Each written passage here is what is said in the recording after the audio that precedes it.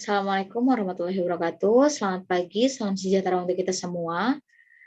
Perkenalkan, nama saya Dewi Aisyah. Saya mahasiswa dari Fakultas Keguruan dan Ilmu Pendidikan Universitas Muhammad Husni Tamrin, jurusan Pendidikan Guru Sekolah Dasar. Yang terhormat kepada dosen pengampu yaitu Bapak Ilmi Jajuli Iksan MPD. Di sini saya akan mempresentasikan atau memaparkan sedikit materi tentang strategi pembelajaran Project Based Learning. Project Based Learning, metode pengajaran sistematis yang melibatkan para siswa dalam belajar pengetahuan penting dan meningkatkan kualitas kehidupan melalui keterampilan. Siswa dipengaruhi proses penyelidikan terstruktur kompleks, pertanyaan otentik, dan produk yang dirancang dengan hati-hati, dan pertanyaan-pertanyaan yang diperbaiki, menurut Mergen Dollar dan Lenz pada tahun 2006. Project Based Learning fokus pada mengajak siswa melakukan investigasi dalam framework ini. Siswa mencari solusi ke masalah-masalah yang tidak biasa dengan menanyakan dan merevisi atau menyempurnakan pertanyaan, membuat prediksi, mendesain suatu rencana atau eksperimen, mengumpulkan dan menganalisis data, membuat kesimpulan, mengomunikasikan ide-idenya, menanyakan pertanyaan yang baru, dan membuat produk. Menurut Blumenfeld et al. Pada tahun 1991. Project Based Learning dirancang untuk digunakan pada permasalahan kompleks yang diperlukan peserta didik dalam melakukan investigasi dan memahaminya melalui PJBL atau Project Based Learning. Proses inquiry dimulai dengan memunculkan pertanyaan penuntun guiding question dan membimbing peserta didik dalam sebuah proyek kolaboratif yang mengintegrasikan berbagai subjek atau materi dalam kurikulum.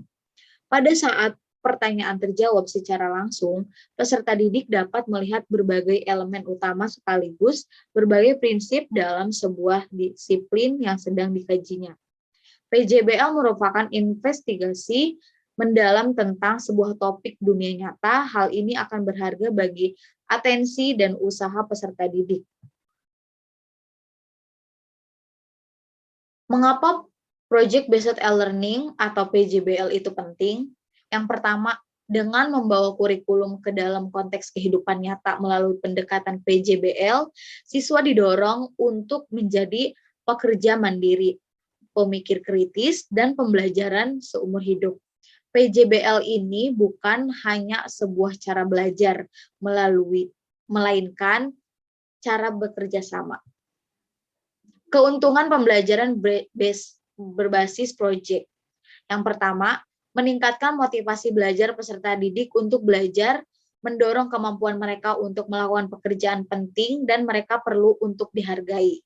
Yang kedua, meningkatkan kemampuan pemecahan masalah.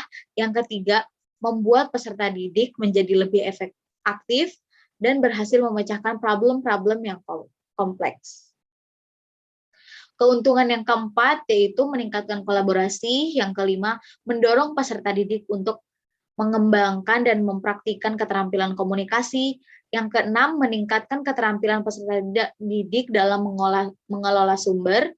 Yang ketujuh, memberikan pengalaman kepada peserta didik, pembelajaran dan praktik dalam mengorganisasi proyek, dan membuat alokasi waktu dan sumber-sumber lain seperti perlengkapan untuk menyelesaikan masalah atau menyelesaikan tugas. Keuntungan pembelajaran berbasis proyek yang kedelapan yaitu menyediakan pengalaman belajar yang melibatkan peserta didik secara kompleks dan dirancang untuk berkembang sesuai dunia nyata. Yang kesembilan, melibatkan para siswa atau para peserta didik untuk belajar mengambil informasi dan menunjukkan pengetahuan yang dimiliki. Kemudian diimplementasikan dengan dunia nyata.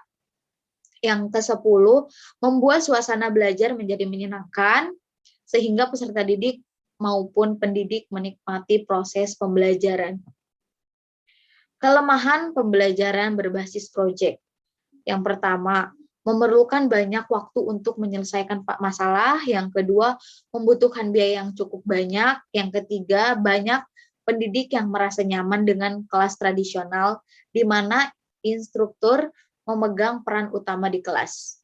Yang keempat, ada kemungkinan peserta didik yang kurang aktif dalam kerja kelompok. Yang kelima, peserta didik yang memiliki kelemahan dalam percobaan dan pengumpulan informasi akan mengalami kesulitan. Dan yang keenam, banyaknya peralatan yang harus disediakan. Langkah-langkah operasional. Yang pertama, penentuan dan pertanyaan mendasar. Yang kedua, menyusun perencanaan proyek. Yang ketiga, menyusun jadwal. Yang keempat, monitoring. Yang kelima, menguji hasil. Dan yang keenam, evaluasi pengalaman. Sistem penilaian. Penilaian proyek merupakan kegiatan penilaian terhadap suatu tugas yang harus diselesaikan dalam periode atau waktu tertentu. Tugas tersebut berupa suatu investigasi sejak dari perencanaan, pengumpulan data, perorganisasian, pengolahan, dan penyajian data. Penilaian proyek dapat digunakan untuk mengetahui pemahaman, kemampuan mengaplikasikan, kemampuan penyelidikan, dan kemampuan menginformasikan peserta didik pada mata pelajaran tertentu secara jelas. Sistem penilaian proyek setidaknya ada 3 hal yang perlu dipertimbangkan, yaitu yang pertama, kemampuan pengelolaan kemampuan peserta didik dalam memilih topik, mencari informasi, dan mengelola waktu, mengumpulkan data, serta penulisan laporan. Yang kedua, relevansi kesesuaian dengan mata pelajaran dengan mempertimbangkan tahap pengetahuan, pemahaman, dan keterampilan dalam pembelajaran. Yang ketiga, keaslian proyek yang dilakukan peserta didik harus merupakan hasil karyanya dengan mempertimbangkan kontribusi guru berupa petunjuk dan dukungan terhadap proyek peserta didik. Contoh proyek matematika di kelas, geometri. Mintalah siswa menggambar menggunakan konsep geometri seperti segitiga, persegi panjang, garis tegak lurus, dan sudut siku-siku. Keterampilan mengukur. Perburuan di kelas, bagilah siswa ke dalam kelompok dan meminta mereka untuk menentukan sesuai di ruang yang panjangnya 5 meter, 10 cm, 30 mm, dan lain sebagainya. Meneliti sejarah matematika. Dalam hal ini, jenis proyek mereka mungkin penelitian matematikawan terkenal, kontribusi bidang matematika, atau penemuan teori-teori matematika baru. Kemudian mereka akan menunjukkan apa yang telah mereka pelajari dan berbagi informasi di kelas dengan menggunakan slideshow, papan display, atau lembar memo informasi sejarah dan matematika. Tugas kelompok. Penentuan pertanyaan mendasar. Start with the essential question. Pembelajaran dimulai dengan pertanyaan esensial, yaitu pertanyaan yang dapat memberi penugasan peserta didik dalam melakukan suatu aktivitas, mengambil topik yang sesuai dengan realitas, dunia nyata, dan dimulai dengan sebuah investigasi mendalam. Pengajar berusaha agar topik yang diangkat relevan untuk para peserta didik. Dan yang kedua, mendesain perencanaan proyek atau design a plan for the project.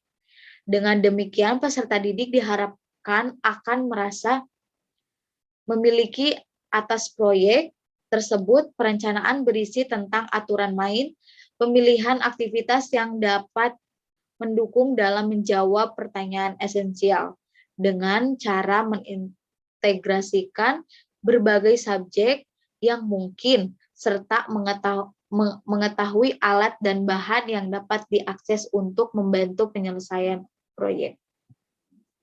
Sekian dan terima kasih, semoga bermanfaat. Wabillahi taufiq wal hidayah. Wassalamualaikum warahmatullahi wabarakatuh.